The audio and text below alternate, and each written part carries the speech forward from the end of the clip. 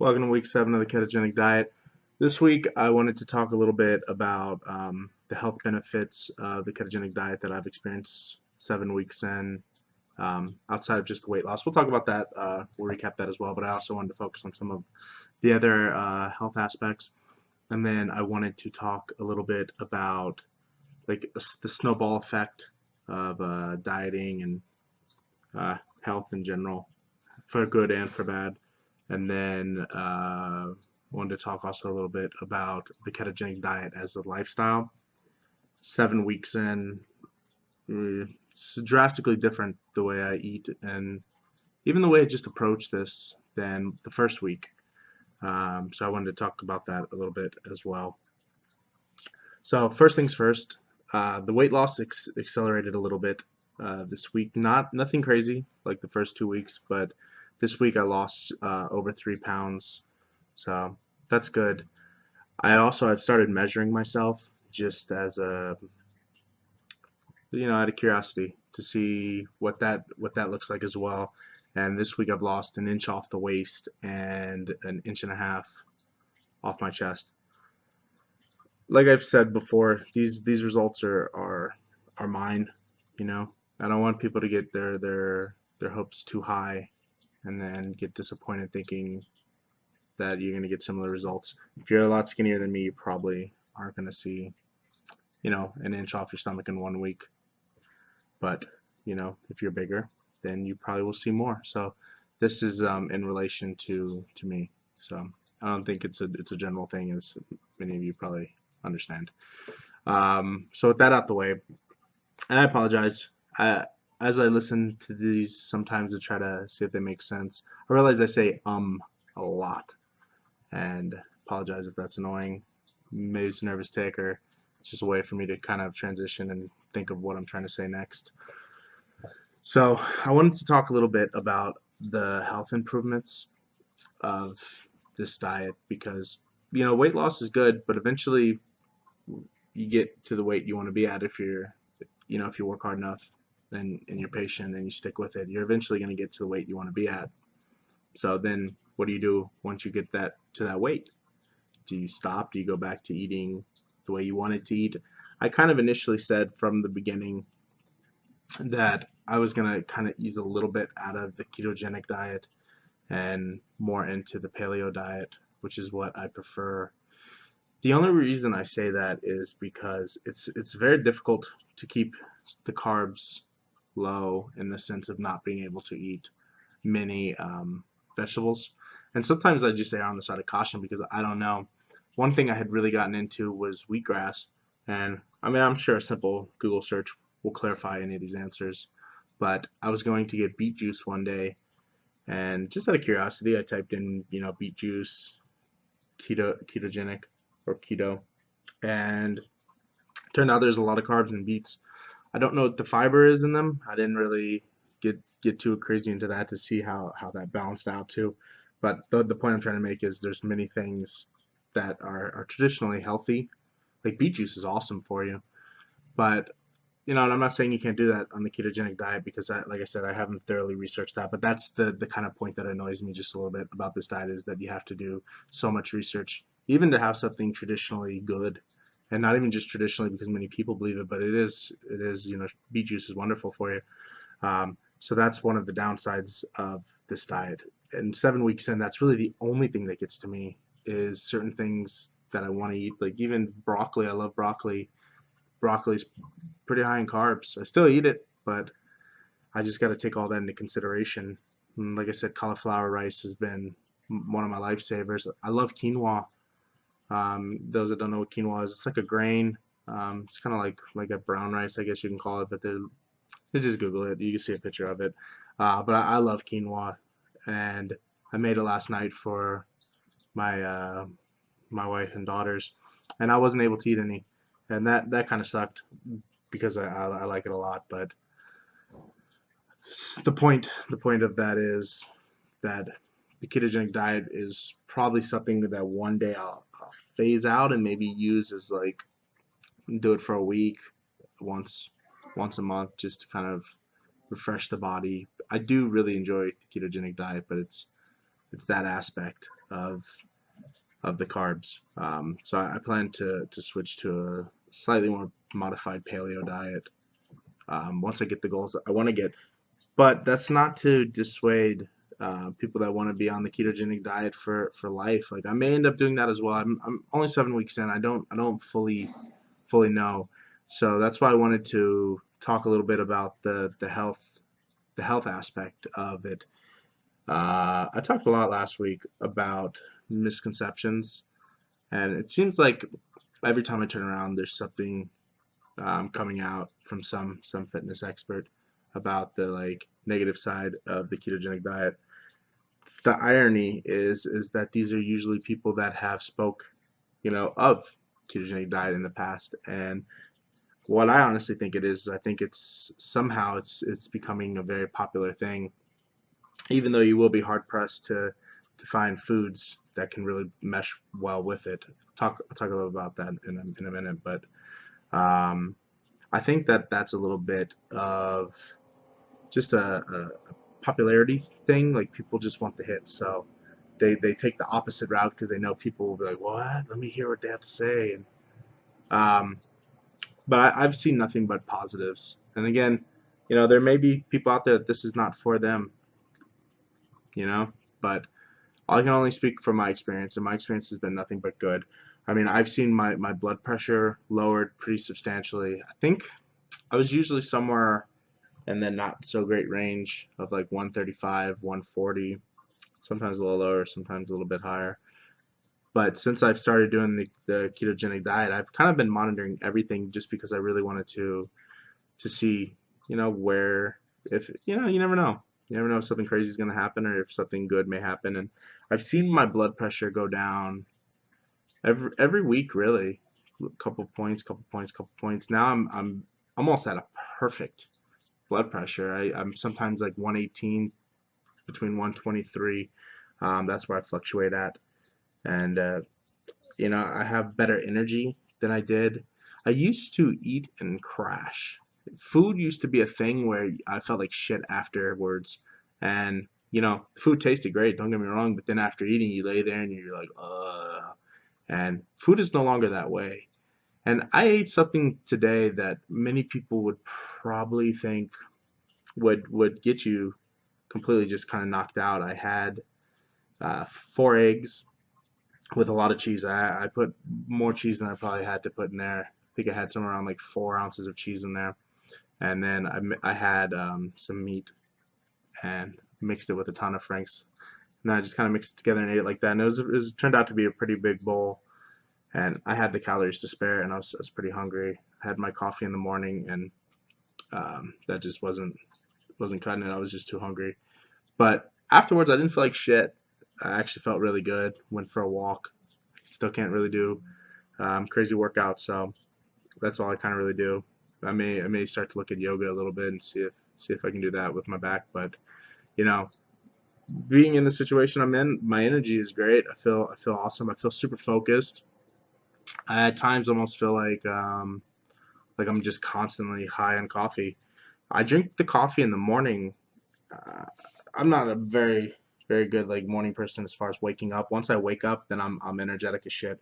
But I drink my coffee for the butter and for the oil, and I don't even actually think I need the coffee because I get a little amped in the morning, but my energy throughout the day is pretty high, like probably way higher than a normal person's. It was definitely way higher than it was before. But even with that, I sleep better than I slept before. I used to wake up feeling, this sounded like an infomercial, so I don't mean for it to sound like that.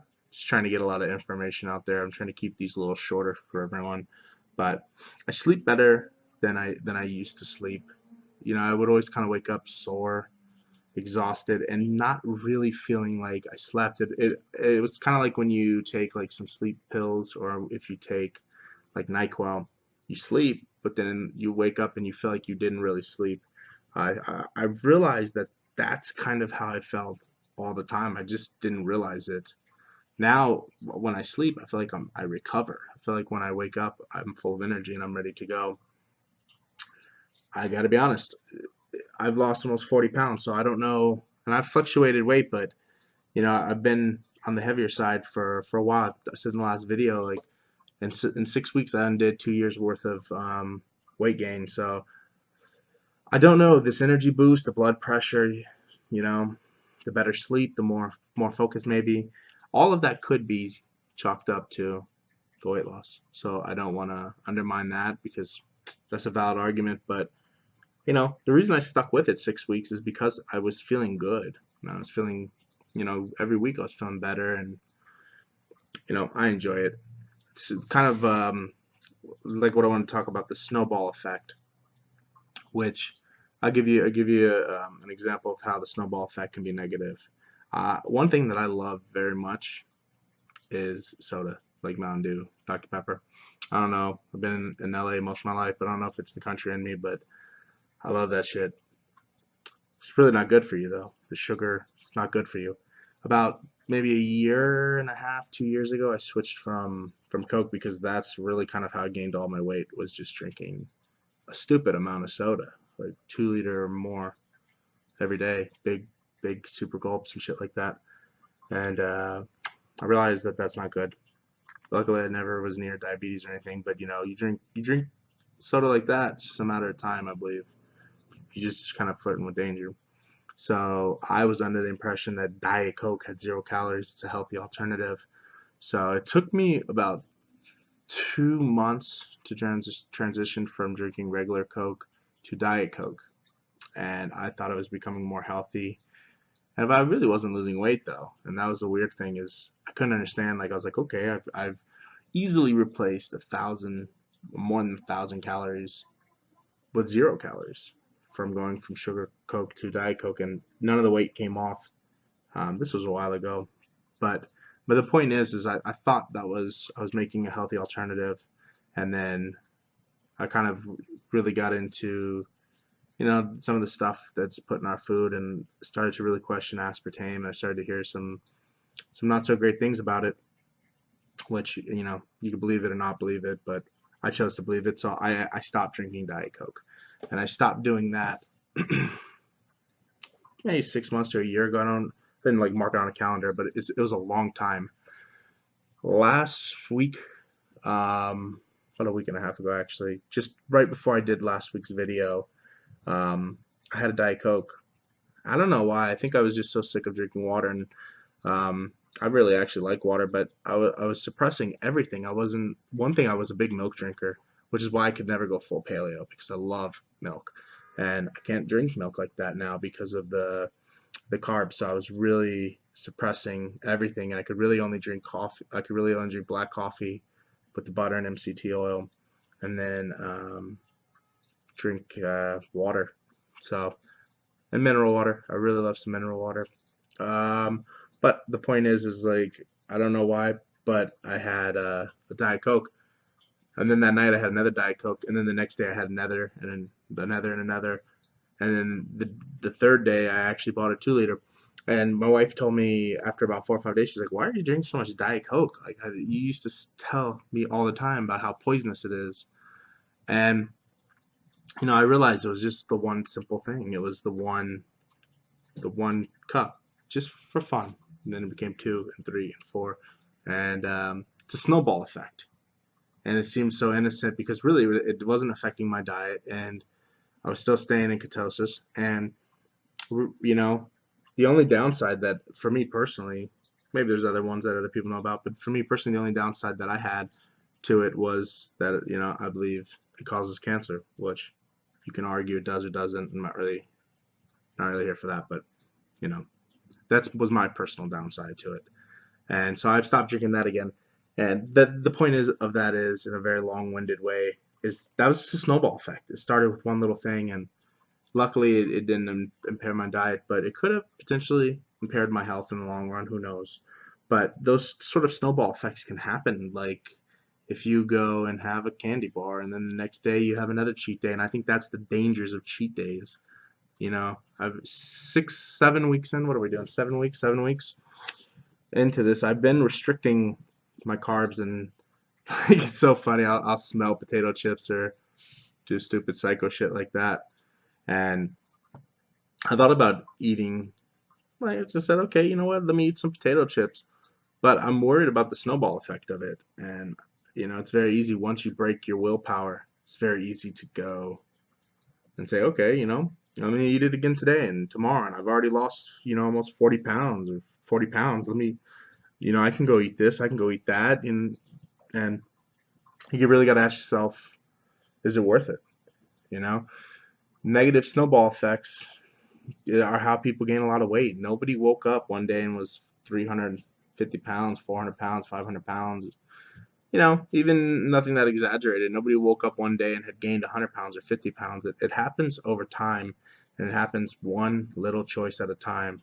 Snowballs. But the good news is that losing weight and becoming healthy is the same way. It's one little choice at a time. It's that kind of that old adage, how do you move a mountain or how do you climb a mountain one step at a time? It's stupid. It doesn't offer a lot of encouragement because as you're hiking up that mountain, that peak seems so far away. It doesn't really offer you any encouragement. I mean, it's true, but it doesn't offer any encouragement until you start to get close to the top, and then you can look back and see how far you've come. And then you're either motivated to even faster reach the top, or you start to feel like, hey, well, I've made it this far. I can rest for a little bit. It's just a matter of time before I'm up there. So why not take a little break? I've earned it. I'm not saying breaking is bad, but just watch out for the snowball effect. That's all I wanted to mention about that. And then the last thing briefly I wanted to talk about is the ketogenic diet as a lifestyle. When I first started this diet, people used to laugh when I would tell them, like, I don't really like to come out and say I do this video, so it seems ironic, but I don't really bombard people with my shit. Like, I'm not like in people's face, like, eat clean, or whatever. I don't really care, man. I try to offer people advice if they want to hear it or if they ask, but I'm not like throwing shit down people's face either. Um, but as I've started to lose weight, people are asking me more and more, you know, what I'm eating, and they're more interested in the ketogenic diet. And it was funny. Everyone in the beginning called it my bacon diet, and I swear, like, I thought I was gonna end up being committed by the people I love because I'd tell them I'm dieting and I'm trying to become. I don't even like to call it diet. I call it a lifestyle, but everyone else calls it a diet, so that's why I refer to it as a diet. Um, but everyone referred to it as the bacon diet because I told them, like, I'm gonna lose weight. I'm gonna try to get healthy, and they're like, you're eating fucking bacon. You're eating a lot of bacon, and you're eating a lot of cheese, and you're eating a lot of food that traditionally people find very fattening and unhealthy, and foods that you typically stay away from. You definitely don't eat them in the quantities I'm eating them. Uh, but kind of talk a little bit about the fat is bad and how that's not very accurate. But the one thing, like, the one difference is, and what I found myself telling people is, before I chose singular foods that were high in fat. Like my butter coffee was great because it was high in MCT oil. It was high in these saturated fats or whatever. I don't really know all the fats, to be honest with you. I just know which ones are good and which ones aren't. Um, but I was just kind of choosing foods like that. I was having my butter MCT coffee because that threw my fats up, and then I was having lots of my unsalted butter, Kerrygold, just to get the fats up. I mean, I think I disgusted my wife one day because I hadn't really eaten anything yet, and I wasn't at all hungry, and we were about to leave the house, and I took a spoonful of MCT oil and I ate it, and she's seen me do that before. So then I sliced some butter, and she's like, we don't have time for you to make the coffee, and I just grabbed the butter and put it in my mouth, and my wife was almost gonna divorce me. She was so disgusted by that. But that's one thing that's kind of changed is the lifestyle aspect. Is, if you're just trying to follow a very strict, and not to say you have to cheat, but if you're just strictly following, like, eating certain foods because they're high in fats, it kind of will eliminate a lot of socializing. I think, like, you can't go to a lot of restaurants, and as I've gone through this 7 weeks in, I've learned that I can eat food from restaurants. I just can't eat sometimes everything that comes on my plate, or sometimes I have to have them make me Frankenstein plates. And if you ask nicely and you're polite, most restaurants will do it. So it's just learning the proper foods, and then learning to really, create a lifestyle out of it. One of one of my big things, and what I kept telling my wife is when I finally have a cheat day, because I haven't had any cheat days. I don't really like I said, I don't really like cheat days. I feel like it just encourages, you know, that snowball effect. But one thing I told her is, I want to have a beer. Like I just want to have a beer, not an alcoholic way, but I wanted to have a beer. And I actually found these. Um, I'm not endorsed by them, but it's a Michelob Ultra. There's a couple different beers you can actually have. Michelob Ultra, MGD 64, and Budweiser 55. They're ultralight beers, basically, like that, like the Michelob Ultra implies. And the main thing is those they have very little carbs. So that's only my second one I've had since I bought it like a week ago. Not a not really trying to drink beer like that anymore. But I do like beer, not gonna lie. And so that was a good thing, to be able to have something different than water and to not have to drink Diet Coke. And also, if you're younger, and I got kids and shit, man, so I don't really get to go out like that. All my guy friends are older, and we all have different things going on in our life. So we got to really plan to be able to go out. But if you're gonna go out with your guy friends and you want to be able to have a beer too, you're probably gonna get nut checked for ordering a ultralight beer, but you can at least still do it, man. You can still have a couple beers with the guys, or do different things. And like I'd said before last week, somebody had told me about crackling, and I grew up in the South, and so crackling was something that I'm very familiar with. But it just never occurred to me that that's something that I could eat on this diet, and that has replaced for me any urge for potato chips. So if I want to have potato chips, then I'll just eat crackling. And that's what I mean by turning it into a lifestyle. And once you create a lifestyle around it, it becomes much easier to follow. The downside is there's a lot of diets out there that have like whole cult followings, like the South Beach diet. You can go into any grocery store and you can find South Beach diet shit. Same thing with Jenny Craig. Um, you can find that with Atkins, and I know the first phase of Atkins. I now know this is very similar to, it is like a ketogenic type diet. The problem is the products you see on shelves for like Atkins food, it's not for first phase. It's not for the pure ketogenic. It's for once you've increased your daily carbs to say like 100 grams, you still can't eat those foods and on a traditional, on a real, I should say, on an authentic ketogenic diet. You can't eat those types of food because they're high in carbs.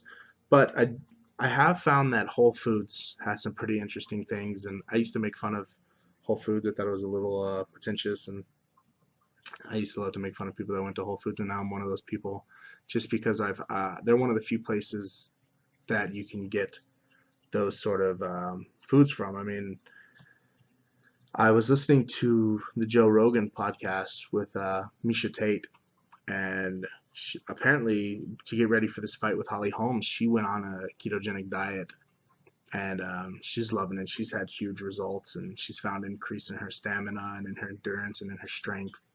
And I mean, she's a professional athlete, so kind of gives some more authenticity to what I've been saying about this diet and what I've been feeling. And I know there's a way more qualified people that are saying the same thing.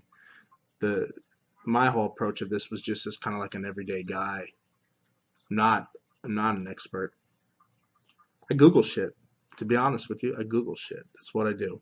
So what I'm doing is basically what you would be doing. You didn't go to school for this. You don't have any serious in-depth knowledge, and neither did I. And that's kind of the journey, is figuring this out as we go.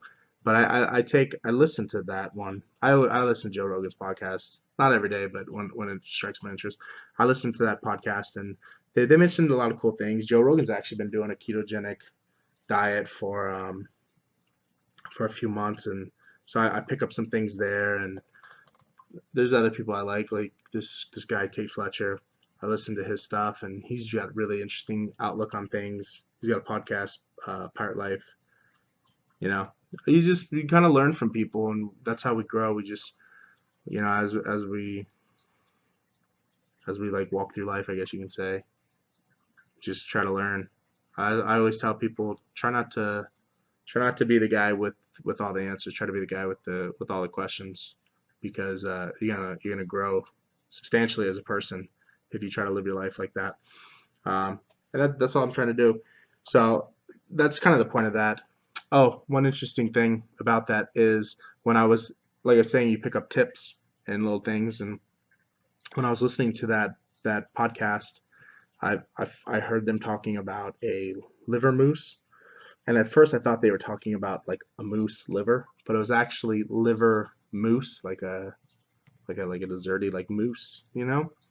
And it is made from chicken liver and truffles and stuff like that. And they had it at Whole Foods, so I went and picked that up. It was only about $8. It's not the biggest serving. It's like maybe the size of like the small little thing of cream cheese that you can get, and it's made from chicken liver. I'm not a huge fan of liver, so I will say this though, it's not as good as I was hoping it was, but it was not as disgusting as I was afraid it was going to be.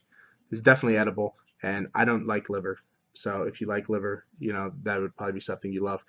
But it's little tricks like that, it's picking up little things here and there, like that, or like finding a type of beer you can drink, especially if you're one of those guys that has to have beer, or women, not to exclude. Um, the dark chocolate, I've been eating that 90% coca or whatever the fuck they call it. Um, fancy way of saying chocolate. The 90% you can eat. It has about 7 grams of carbs. It has more, but the fiber is high. So if you're somebody that has to have desserts and has to have chocolate, there's little things that you can tweak. You can't overdo it, and you probably can't do it every day. But if you're concerned about making this diet a lifestyle, there is things in there that you can have pieces of what you liked before. But one thing I try to keep in mind, when I really start to feel bitchy inside, which really doesn't happen. I mean, honestly, it doesn't. This diet doesn't bother me anymore. 7 weeks in, it's just I don't even want to like break the diet. Doesn't I enjoy it, to be honest? Like 100% I enjoy it. But if you start to feel bitchy, I just always try to remember, when you start to complain about I can't eat this anymore, I can't do this, or I can't eat that. You got to remember it was eating that and doing this that got you in an unhealthy place to begin with. And just food for thought. Maybe you can not say you can't miss certain things. Chocolate cake, fucking love me chocolate cake, man. But eating chocolate cake has probably contributed to becoming unhealthy. So can't really be too upset that you can't eat that anymore, because you're trying to reverse all those bad habits. So again, I went 28 minutes when I said I was going to try to keep this short. But that's kind of everything I wanted to cover today. The snowball effect, the lifestyle, the health improvement aspect of this diet. So see you next week. Don't really got nothing else to say this week. See you next week. We'll try out new things, and hopefully I'll have some interesting things to talk to you about. Thank you for listening. Please, if you have any comments, questions, answers, let me know. I always welcome feedback, and I appreciate any advice. Thank you. Goodbye.